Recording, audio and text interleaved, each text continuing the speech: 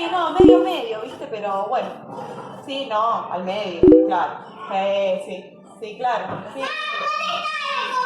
Ay, para que estos pibes. En media hora, nena. Todo el día tienen hambre, no sé. Medio que parece que. ¡Tomá! ¡Vamos, buenardo! ¿Qué? Pará. Pará, que pierdo. ¿Qué? ¿Qué pasó? ¡No! ¡La media está rota! ¿Qué media? No, voy a perder. ¡Cóseme esta! No, perdí. ¿Esta media? ¿Qué media? ¿Esta media? ¿Media? ¡No! Le tengo que explicar a los chicos de segundo lo de la edad media. Vení, acompáñame, vamos. ¡Vamos! En 3, 2, 1. Hola chicos, ¿cómo están? Espero que estén todos muy bien. Les cuento que en este videito vamos a estar trabajando con lo que sucedió en la Edad Media. Como saben, la Edad Media comienza en el año 476 con la caída del Imperio Romano de Occidente y termina en el año 1492 con la llegada de los españoles a América, o bien en el año 1453 con la caída del Imperio Romano de Oriente, o sea, con la otra parte del Imperio Europeo. Ahora, ¿qué pasó en estos 1000 años de historia? Vamos a ver. Como te dije, el Imperio Romano de Occidente cae en el año 476 porque es invadido por muchos pueblos denominados pueblos bárbaros que venían de diferentes lugares. Entre ellos podemos encontrarnos con los visigodos, los ostrogodos, los anglos, los sajones y con un pueblo que va a ser muy importante porque van a ser quienes después creen el Imperio Carolingio, con los francos. Los francos se destacaron por encima del resto de los pueblos por su superioridad militar, pero además este pueblo tuvo muchos líderes muy importantes que hicieron de los francos el pueblo más poderoso de toda Europa. Por ejemplo, tuvieron a Clodoveo, que unió por primera vez a los francos con el cristianismo, a Pipino, que le decían el breve, supuestamente porque era bastante petizo, no sé, y que defendió a la iglesia, y que además fue el padre de Carlomagno, quien también defendió a la iglesia y que fue nombrado el protector de la iglesia de Roma, conquistando así miles de tierras y formando un gran imperio, el llamado Imperio Carolingio. ¿Vos sabías que Carlomagno en el año 800 va a ser coronado emperador del Imperio Romano Germánico? Sí, de alguna manera, bajo este imperio lo que va a hacer es revivir lo que fue el Imperio Romano de Occidente, ¿sí? El que ellos habían invadido, y unificar a toda Europa bajo el cristianismo. Sin embargo, la superioridad que tenía Carlomagno no se vio replicada en sus sucesores. Por eso, la grandeza con la que él lleva adelante el imperio se va a ver disuelta.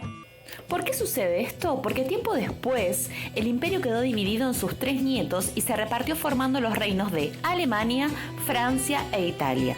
En los siglos posteriores, Europa va a volver a caer en guerras y invasiones, y estos reyes, que eran bastante incapaces de poder controlar esas invasiones, tuvieron que pedir ayuda a los nobles.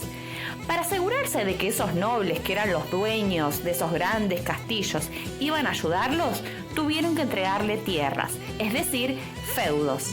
De esta manera va a surgir el feudalismo. Cuando hablamos de feudalismo estamos hablando de un sistema económico, político y social basado en el feudo. ¿Qué era el feudo? El feudo era la tierra, ¿sí? Entonces, las personas, mientras más feudos tenían, o sea, mientras más tierra tenían, más cosechas iban a tener y por lo tanto más poder. Eso hizo que, de alguna manera, una de las características más importantes del feudalismo va a ser que el poder del rey se debilite. ¿Por qué se debilita el poder del rey? Ahora te lo cuento adentro porque me están matando los mosquitos. ¿Te acuerdas que te conté? No te conté nada porque no se ve bien. ¿Te acuerdas que te conté que los reyes tuvieron que pedirle ayuda a los nobles para poder defender los territorios? Bueno, a cambio los reyes tuvieron que entregarle a los nobles una porción de tierras. Pero esas tierras no venían solas, esas tierras venían junto con campesinos que eran los que trabajaban las tierras. En esa relación que se produce entre el rey, que le entrega tierra a los nobles a cambio de la defensa de los territorios, se la denominó relación de vasallaje o relación feudo-vasallática, porque estaba compuesto por dos personas. Un señor, que era el que le entregaba las tierras, y un vasallo, que era el que la recibía y a cambio, entre otras cosas, defendía los territorios. Bueno, atentos que vamos a presenciar una ceremonia de vasallaje. Esta relación de vasallaje era un vínculo entre dos hombres libres. Podía ser entre el rey y un noble o dos nobles, uno más poderoso que el otro. Esta ceremonia se la consideraba honorable y la llevaban a cabo dos señores que pasaban a llamarse uno señor y el otro vasallo. El vasallo debía prestarle ayuda militar y aconsejar al señor cuando éste lo requería, mientras que el señor era quien le entregaba al vasallo un feudo, como te dije antes, una porción de tierra, que en la mayoría de los casos estaba habitada por campesinos que obviamente no eran libres y que eran los que trabajaban la tierra. Tengo tierras, soy un vasallo y defenderé todos los territorios. Y mirá vos qué loco lo que te voy a contar, porque a su vez cada vasallo podía ser señor de otro vasallo, formando de esta manera una especie de cadena de lealtades entre la nobleza, ¿sí? Por eso es que el poder del rey se empieza a debilitar, porque el rey va a ser solamente el dueño de sus tierras, del resto de las tierras van a ser dueños los nobles a los que él se las había entregado. Y como te dije, en esas tierras tan importantes para la Edad Media, los que trabajaban eran los campesinos. Pero había otros grupos que formaban parte de esta sociedad feudal. Ahora te voy a contar cómo estaba formada esa sociedad feudal. Si vos ves la sociedad feudal como una pirámide, en la parte de arriba, o sea, quien más poder tenía, era el rey. Sí, vos me vas a decir, pero pará, ¿no era que el rey había perdido el poder? El rey había perdido poder, pero su figura no había desaparecido, ¿sí? Seguía siendo el rey. Debajo del rey estaban los nobles, que eran aquellos que defendían los territorios. Debajo de los nobles, y casi con el mismo poder que ellos, estaba el famoso clero, que eran los religiosos, ¿sí? El clero lo que se encargaba de hacer era rezar por las almas. Bueno, y los campesinos iban a ser los que trabajan la tierra e iban a estar en la parte más baja de esta pirámide social. Esta sociedad tenía dos características importantes. Era rígida y era desigual.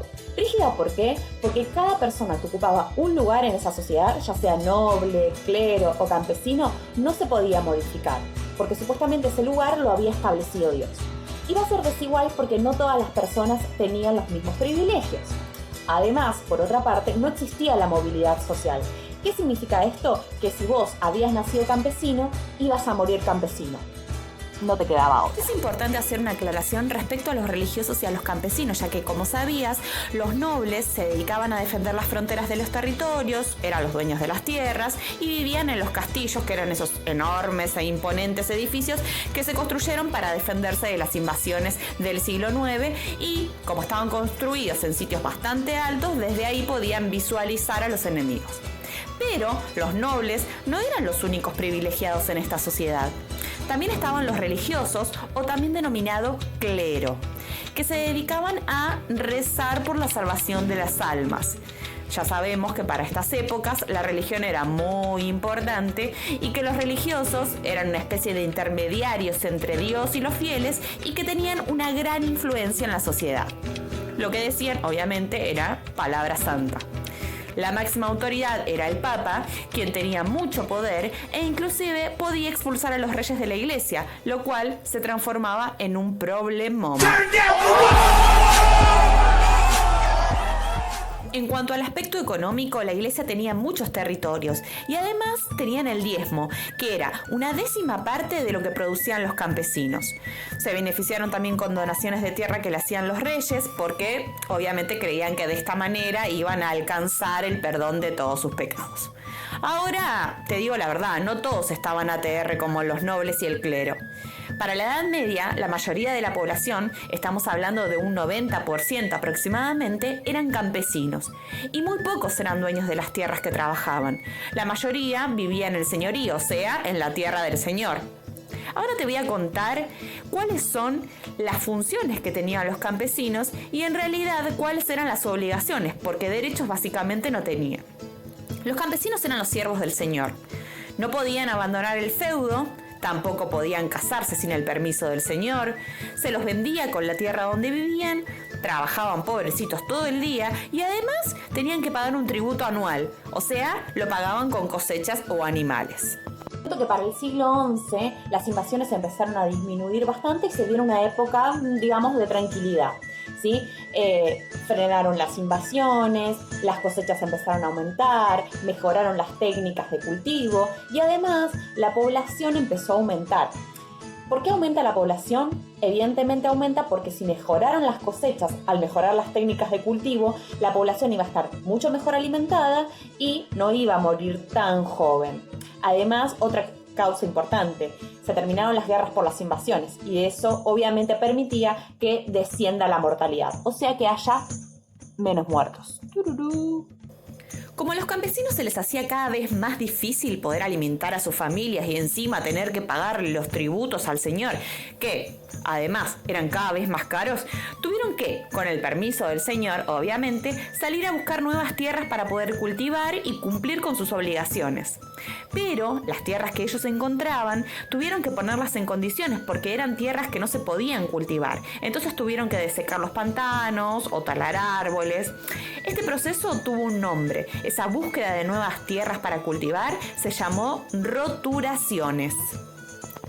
Para llevar adelante este proceso fue indispensable las nuevas técnicas de cultivo, porque eso le permitió a los campesinos tener mejores cosechas. Te voy a contar un poco de qué se trataron estas nuevas técnicas. La primera es la rotación trienal de cultivos. ¿Qué significa esto? Que la tierra se dividía en 3 partes. Una de esas partes se iba a dejar descansar y se iba a cultivar en las otras 2. Una iba a estar con cultivos de invierno y la otra con cultivos de verano. Esto permitía que una parte de la tierra descanse, porque eso era muy importante, y que a su vez haya variedad de cultivos, que tengan cultivos de invierno y de verano. La otra técnica era el arado con cuchilla, que se araba la tierra mucho más profundamente y se podía arar esas tierras que eran muy duras.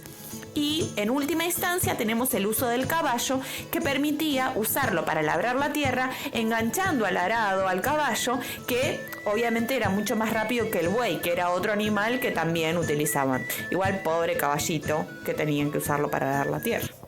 Yo te conté hace un ratito que la religión fue una de las cosas más importantes de la Edad Media. Ahora bien, tenemos que tener en cuenta una cosa. La Edad Media va a ser una edad teocéntrica. ¿Qué significa teocéntrica? Que Dios va a ser el centro de todo. O sea que la vida de todos los hombres de la Edad Media giraba en torno a Dios. Y todo lo que les sucedía era a causa de Dios. O sea, si te iba mal, era por Dios. Si te iba bien, era por Dios. Si te iba más o menos, era por Dios. Si te agarraba coronavirus, era por Dios. Todo por Dios. Bueno, y como la religión era muy importante, se realizaban muchas peregrinaciones a lugares que ellos consideraban sagrados, como por ejemplo a Roma, a Jerusalén, a Santiago de Compostela en España y a muchos otros lugares. Esas peregrinaciones, así como viste nosotros hacemos la peregrinación a Luján, yo no, pero en Argentina se hace la peregrinación a la Virgen de Luján. Bueno, así se hacían las peregrinaciones durante la Edad Media porque la gente era muy creyente.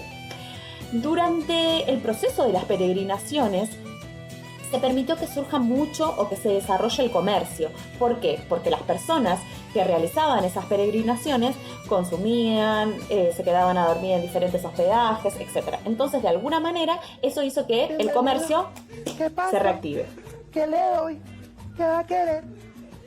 Pero además de las peregrinaciones, hubo varias expediciones militares que tenían como fin recuperar la Tierra Santa. ¿Qué era la Tierra Santa? Era aquel lugar denominado Jerusalén, donde había nacido obviamente Jesús, y que había sido ocupado por los turcos, que eran de religión musulmana. ¿Te acordás del Islam, de esa religión que surge con Mahoma, que la vimos durante el siglo VIII? Bueno, ellos, los turcos de religión musulmana, van a ocupar esas tierras. Esas peregrinaciones de las que te conté se denominaron cruzadas. Quizás te suene familiar el nombre por algún videojuego o algo por el estilo. Bueno, las cruzadas no solamente tuvieron un interés religioso, como recuperar las tierras de Jerusalén, algo tan simbólico para los cristianos. También tuvieron un interés económico. ¿Por qué un interés económico? Porque en las cruzadas se desarrolló muy fuertemente el comercio.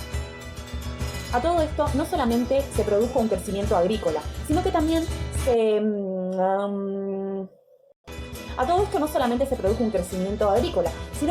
se va a producir el famoso resurgimiento de las ciudades o renacimiento de las ciudades.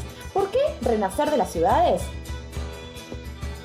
Además del crecimiento agrícola, hubo un renacimiento de las ciudades. ¿Por qué renacer de las ciudades?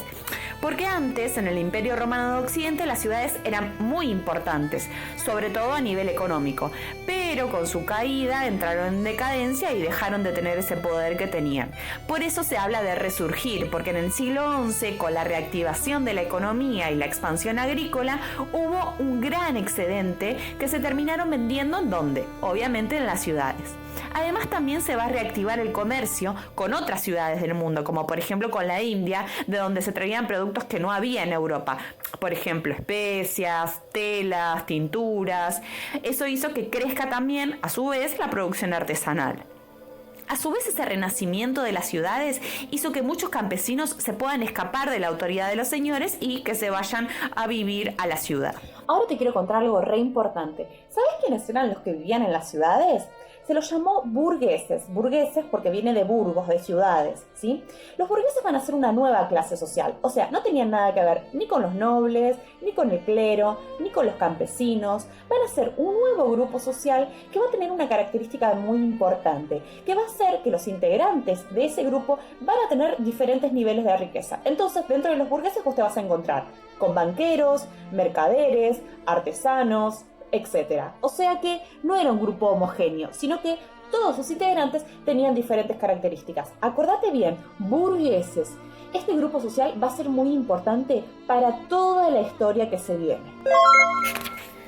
Como te dije, los burgueses eran básicamente mercaderes, banqueros y artesanos. Digamos que eran como un grupo compuesto por personas de diferentes niveles de riqueza que al principio estaban sometidos a los señores, pero que a medida que fueron ganando cada vez más poder y más poder, empezaron a liberarse.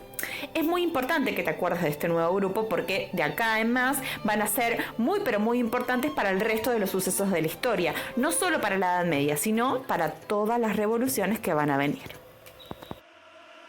Bueno, y así llegamos al final de este videito, terminamos por hoy, pero todavía falta un poco más de esta larga Edad Media, tan tumultuosa, con tantos cambios que se van a originar. Viene una crisis que nos va a permitir el origen de una nueva edad que va a ser la Edad Moderna, a ver qué pasaba con esta edad tan topísima, con ese nombre que tenía. Con esto me despido, les mando un beso enorme, los quiero un montón, los recontra extraño, y bueno, nos vemos en la próxima. ¡Chao! Con la cara ya que tres va la macchia mia.